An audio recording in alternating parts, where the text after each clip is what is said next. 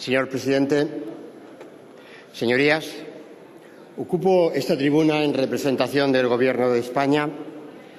para proponer a los grupos políticos de la Cámara una reforma sustancial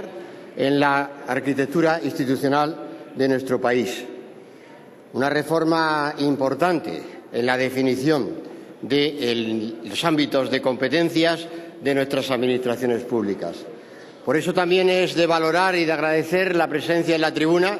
de representantes de esas instituciones, las corporaciones locales, que desarrollan en nuestro país una labor política absolutamente fundamental, como lo es en cualquier democracia. Estamos abordando el presente y el futuro de la Administración más cercana al ciudadano. Estamos abordando, por tanto, y ese es nuestro compromiso y también nuestra tarea, el que el ciudadano reciba los servicios públicos en las mejores condiciones de eficiencia y de coste. Y estamos abordando también lo que es el sentido mismo de la política, el desarrollo de la política en las diferentes instituciones del Estado. Todos somos el Estado.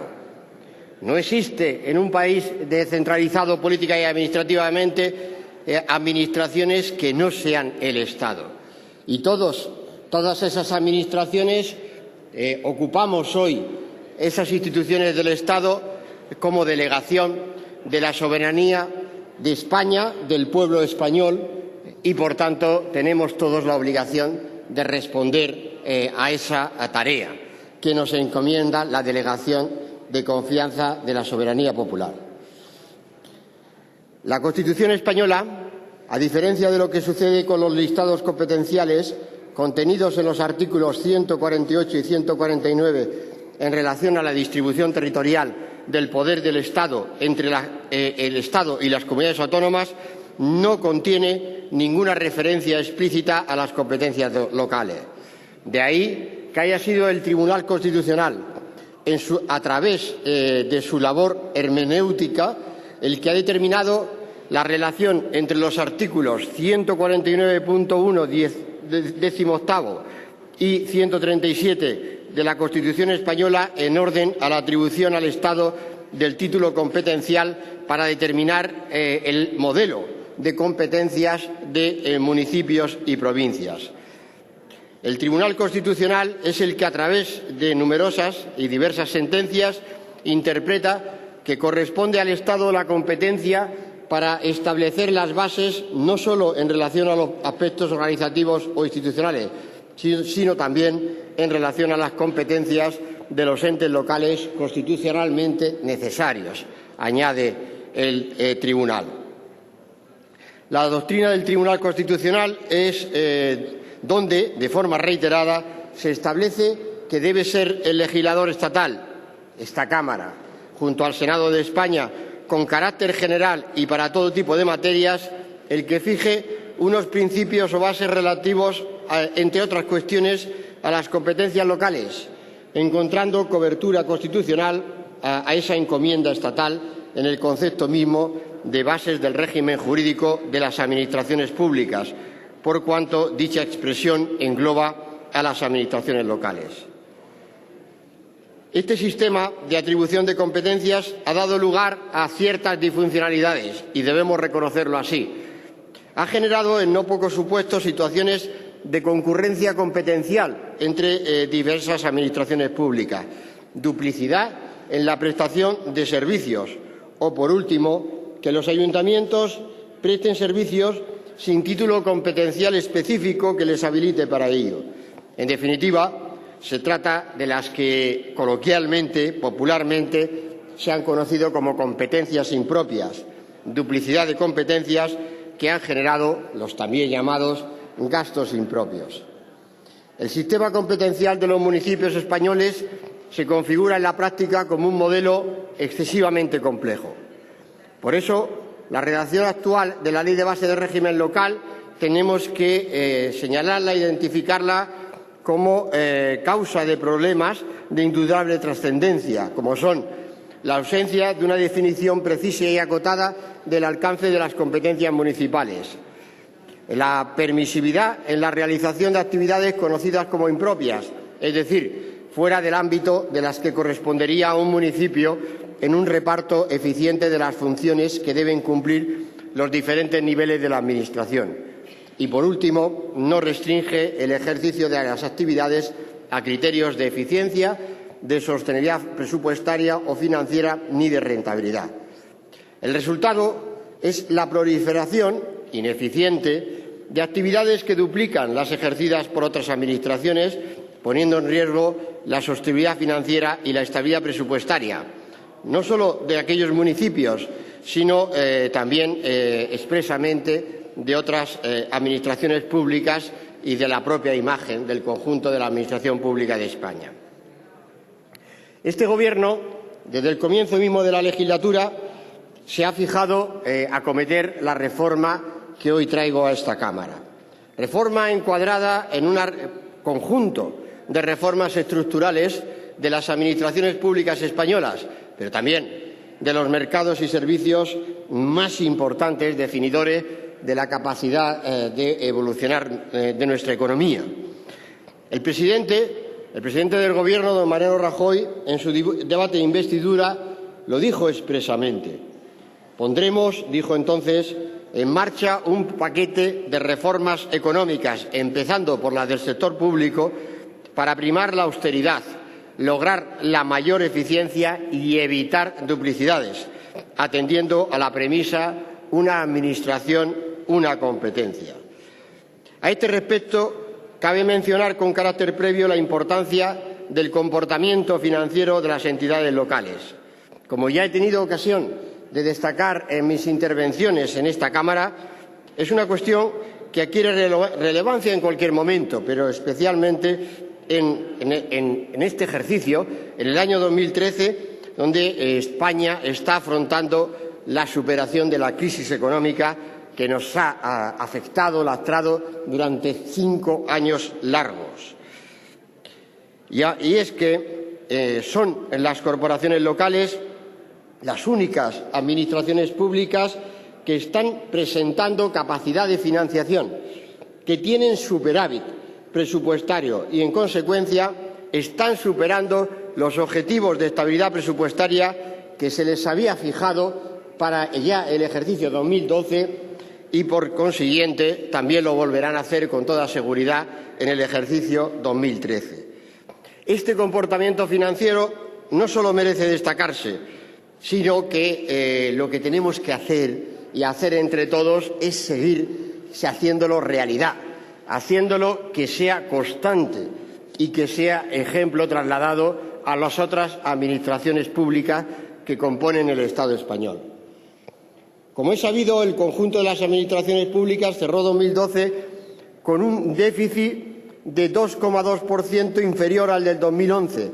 siendo el de 2012 del 6,84% del PIB y del 2011 del 9,07% del PIB.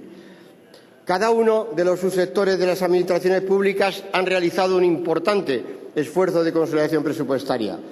pero de todos ellos es el de las corporaciones locales el único, y subrayo, el único que ha liquidado sus presupuestos generales de 2012 con superávit, que al final se ha concretado en el 0,22% del Producto Interior Bruto, mejorando sustancialmente su objetivo de estabilidad, que para el año pasado fue del menos 0,3% del PIB y logrando una reducción respecto del déficit del 2011 que había ascendido al 0,39% del Producto Interior Bruto. Es decir, son, por tanto, de menos 0,39 a más 0,22, por tanto, 0,61 puntos de PIB, que realmente es lo que refleja es una excelente gestión política por parte de nuestras corporaciones locales, pero también contiene el esfuerzo de los ciudadanos que está detrás de esas finanzas públicas para permitir y valorar que lo primero que aprecian los ciudadanos en unas circunstancias como las que atravesamos es que nuestras administraciones públicas estén saneadas, es que nuestros ayuntamientos y nuestras corporaciones públicas estén saneados. En el primer semestre del 2012 las corporaciones presentaban un déficit de 312 millones de euros, que se corrigió en el segundo semestre, llegando a la situación de superávit que acabo de describir. Es decir, se está manteniendo también en este mismo ejercicio, en la primera mitad del año 2013, esa situación de superávit equivalente al 0,19, casi 2 décimas de Producto Interior Bruto. Y, por tanto, insisto en que tenemos que valorar, pero también tenemos que agradecer públicamente el esfuerzo que están haciendo nuestros regidores municipales por conseguir esa estabilidad de sus finanzas públicas. Señorías, traemos a esta Cámara un proyecto que ha tenido una muy larga gestación. Esta reforma se inició en el mes de febrero del 2012. En el mes de febrero el Gobierno ya planteó sus primeros borradores y el 13 de julio del 2012 se presentó al Consejo de Ministros un primer informe sobre el anteproyecto de ley de racionalización y sostenibilidad de la Administración local, tras el cual se ha iniciado un periodo de consultas. Un periodo de consultas que llega hasta el día de hoy, mes de octubre del año 2013. Y a partir de ese momento, por tanto, se inicia un periodo largo de reflexión y de negociación política. El 15 de febrero de 2013 se informó de nuevo al Consejo de Ministros, tras lo cual se inició el periodo de audiencia a las comunidades autónomas, ciudades de Ceuta y Melilla, Federación Española de Municipios y Provincias y federaciones y asociaciones de municipios de ámbito autonómico, Comisión Nacional de Competencia, organizaciones sindicales y Consejo General de Colegios Oficiales de Secretarios, Interventores y Tesoreros de la Administración local. Se dio también acuse de recibo a las alegaciones que presentan diputaciones provinciales, federaciones representativas de las entidades locales menores y diferentes entidades y organizaciones involucradas en el proyecto normativo. Como continuación de la tramitación, el 21 de mayo se celebró una sesión de la Comisión Nacional de Administración Local, donde se informó del contenido del anteproyecto de ley y, por último, se recabó el dictamen del Consejo de Estado que confirmó la procedencia de que el legislador estatal pueda establecer una regulación normativa uniforme y de vigencia en el territorio español, configurando un modelo local común. El proyecto, insisto, ha sido objeto de un amplio debate, en el que el Gobierno ha adoptado siempre una postura transparente y dialogante. El anteproyecto fue objeto de publicación en la web del Ministerio, siendo destacada la cuidada tramitación por el propio Consejo de Estado.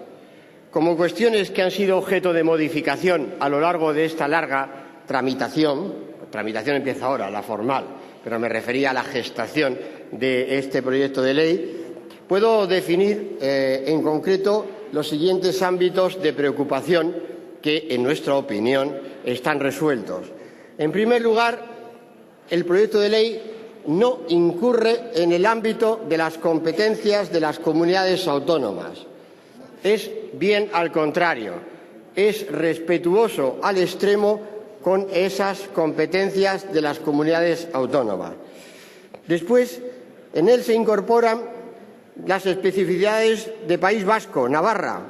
de las ciudades de Madrid y Barcelona, las de Ceuta y Melilla y las especialidades de las organizaciones comarcales, comunidades autónomas y Federación Española de Municipios y Provincias. La vinculación de la modificación competencial en materia de educación se refiere a un periodo transitorio relacionado con el nuevo sistema de financiación local, porque tengo que también destacar, señor presidente, señorías, que la intención del Gobierno es, al cabo de un año, traer a tramitación en esta Cámara un nuevo proyecto de financiación local, flanqueando al proyecto de financiación autonómica que estamos anunciando.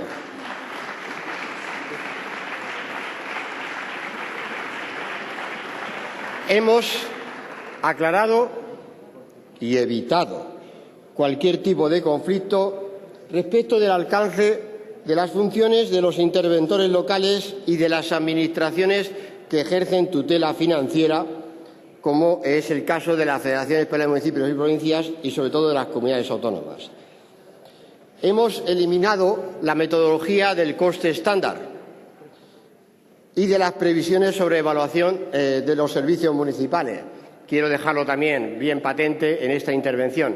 La hemos suprimido por recomendación expresa del Consejo de Estado, para que no se entendiera que había ninguna tentación de entrar en el ámbito de la autonomía municipal, para que no hubiera ninguna medida de carácter arbitrario en manos de ninguna otra administración. Y, por tanto, hemos suprimido esta metodología del coste estándar, que, por lo demás, como saben, era bien valorada, bien recibida por quienes nos supervisan y nos analizan desde otros ámbitos, incluyendo las propias instituciones europeas. Pero hemos preferido hacerlo en aras para preservar realmente nuestras instituciones y no se entendiera nunca que, insisto, haya menoscabo alguno de la autonomía municipal. Hemos también proporcionado una vinculación mayor del proyecto a la Ley Orgánica de Estabilidad Presupuestaria y Sostenibilidad Financiera. Este engarce es absolutamente fundamental, porque esta ley, la ley que aprobó esta misma Cámara en mayo del año pasado, ha sido una ley decisiva a la hora de promover que hoy España entera tenga mejores accesos a los mercados financieros y sea respetada en términos de sus instituciones, en el valor de su arquitectura institucional. Y hemos también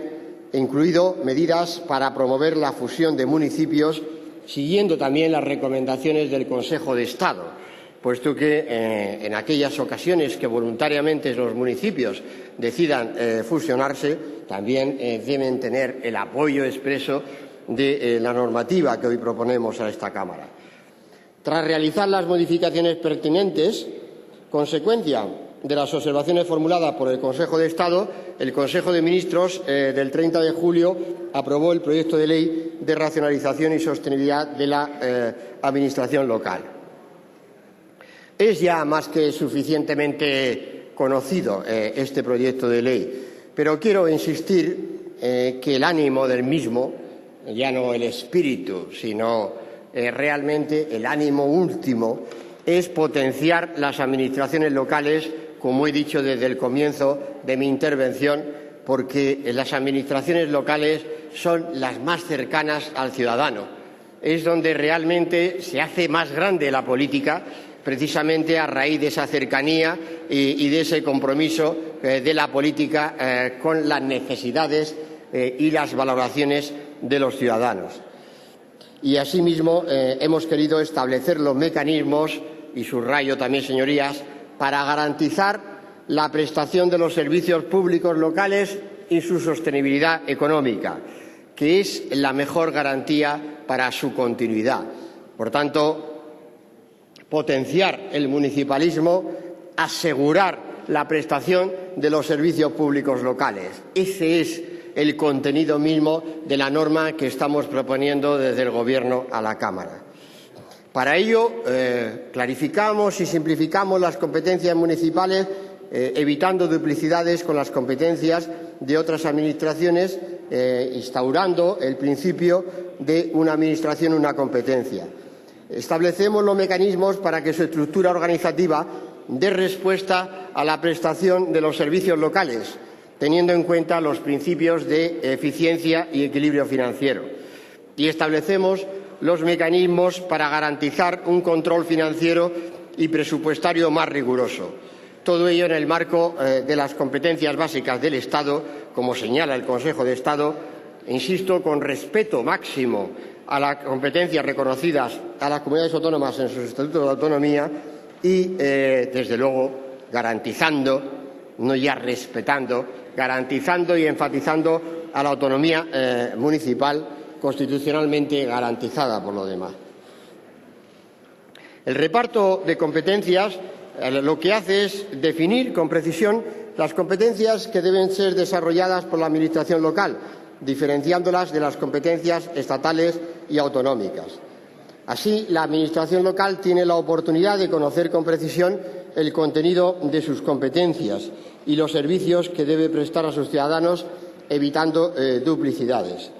Y se establecen los mecanismos para garantizar que las competencias que debe ejercer cuenten con la financiación apropiada. En términos de criterios generales,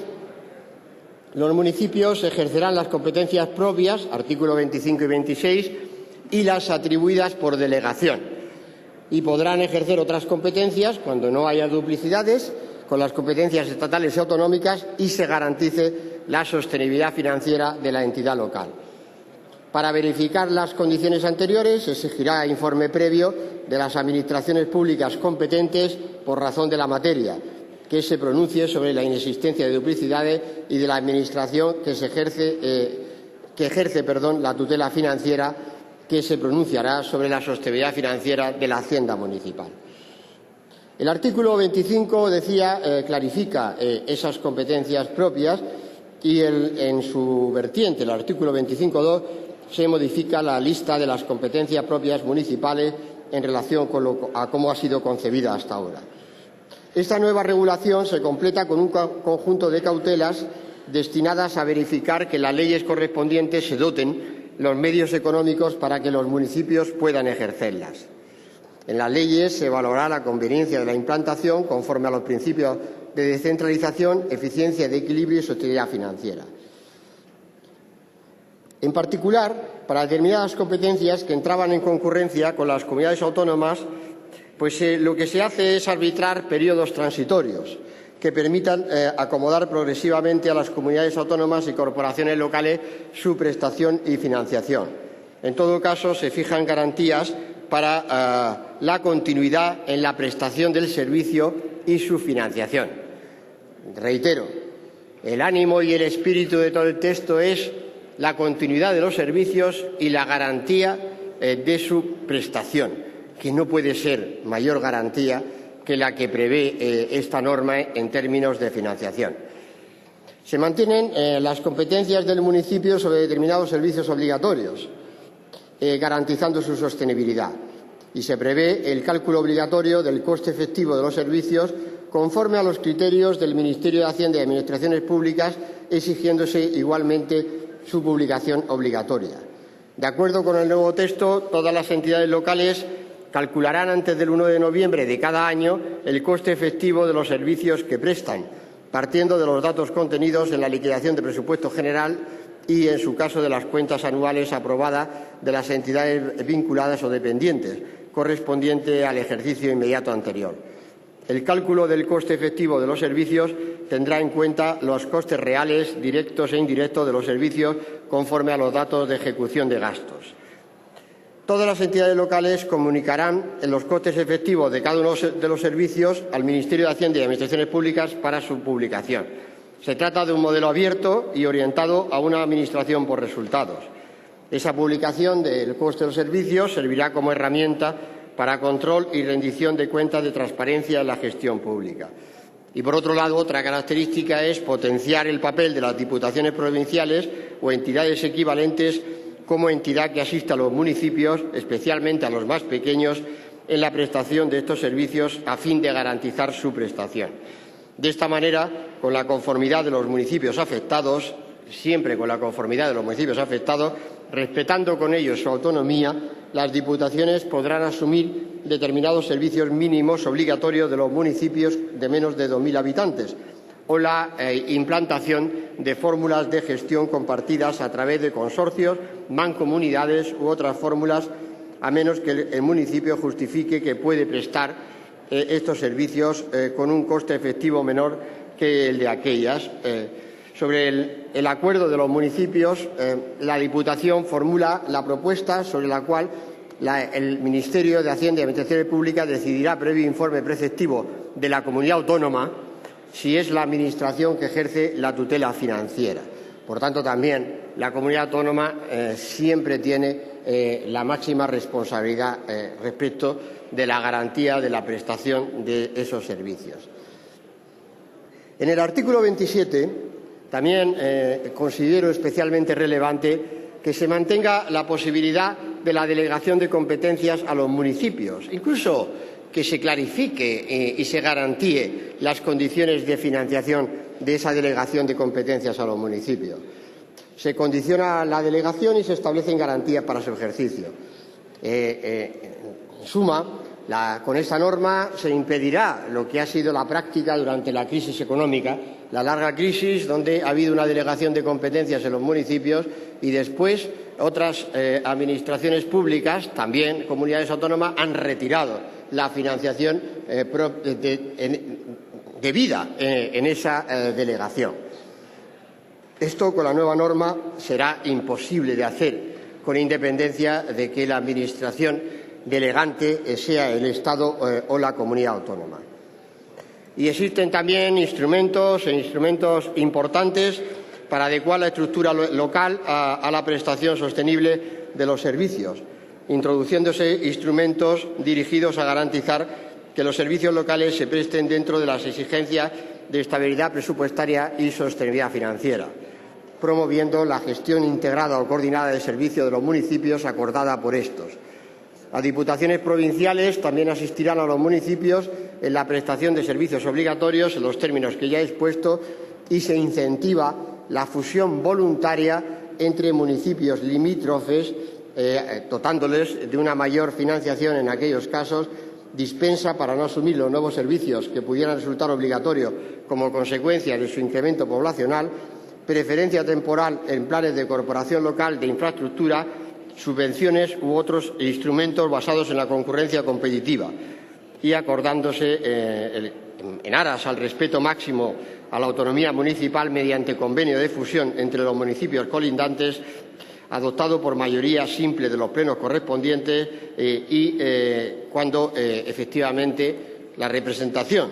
elegida por los ciudadanos así lo determine. También se establecen límites a la creación y a la extensión de los municipios y también obligaciones a las diputaciones provinciales relativas a la asistencia a las corporaciones locales en los casos de incumplimiento de los objetivos de estabilidad presupuestaria.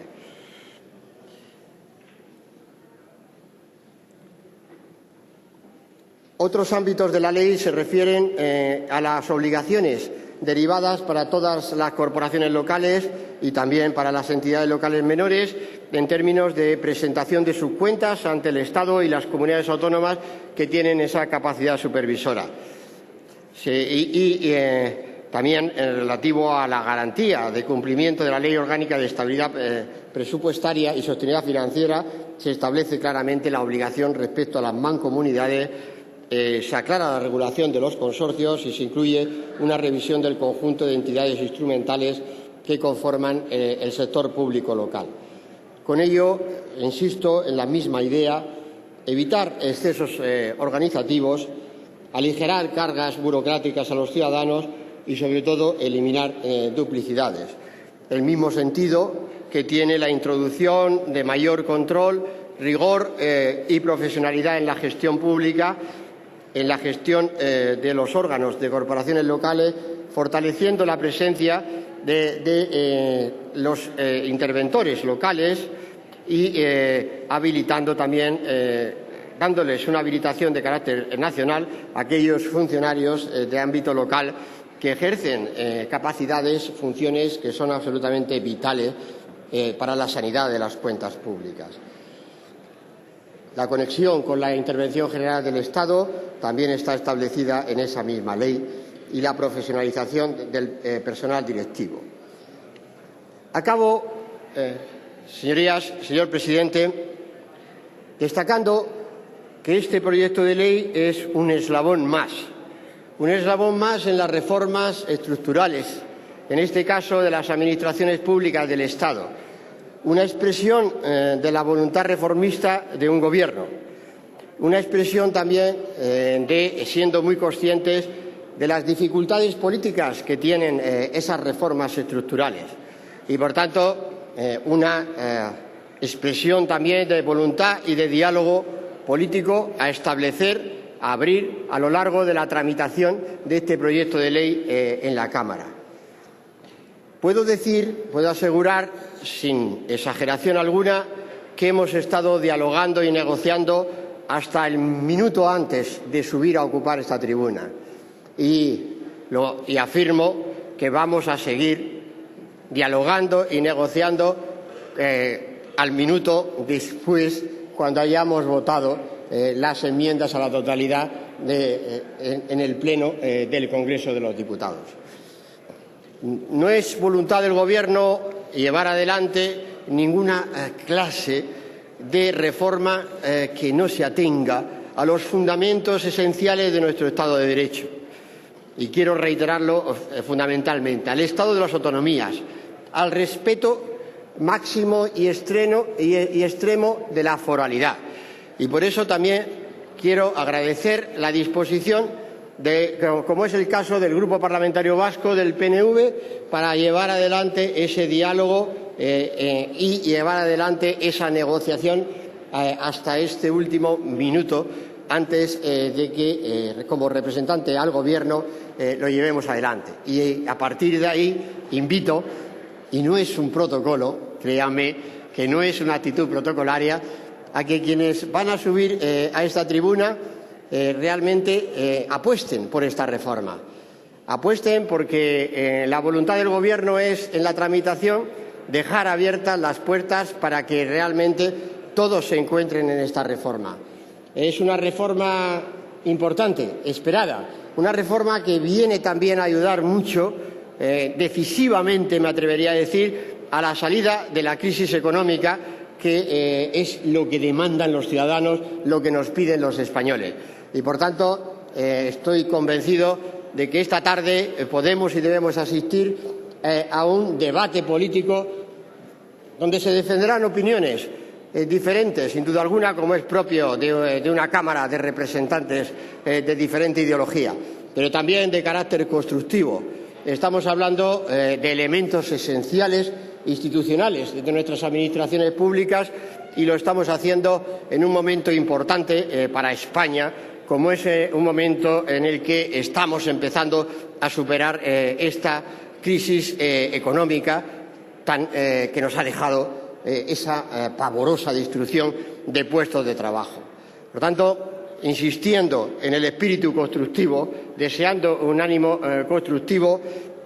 doy lugar a que abramos ese debate de manera constructiva, que cada uno defienda su posición, pero